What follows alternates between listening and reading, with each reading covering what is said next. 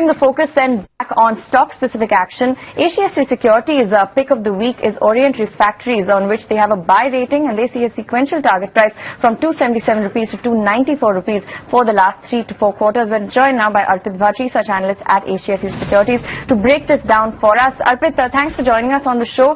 Take us through the rationale here. Why have you selected this stock? Yeah, hi Nivritta. Good morning to all the viewers.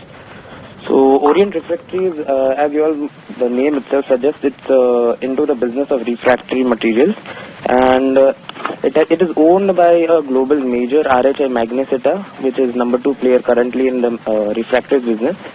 So when we talk about the stock, there are a few factors that work in favor for the company in the coming 2 to 3 quarters. So the first of them would be the merger that they have announced of all the RHI group operations in India.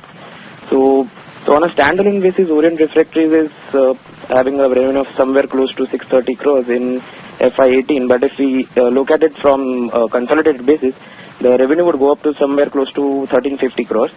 Now, despite there being dilution in equity, we feel that the EPS will go up. That is, the merger is expected to be EPS accretive.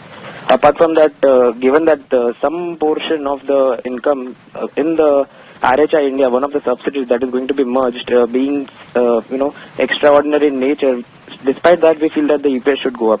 Apart from that, we know that the refractories as a business derives its income from the steel industry, and with the structural recovery in the steel industry, we expect that to result in a good demand for the product that Orient is producing. So that is, these two are the major benefits that we expect should help the stock get a good traction in the coming few months. Alright, so the merger definitely expected to be value accretive. Talk to us about the financials. What is the debt position like at the moment? So just like many other MNC owned companies, it's a zero debt company. It has good amount of cash on its books. So of the 40 rupees book value that it has, around 10 rupees is the cash that it holds.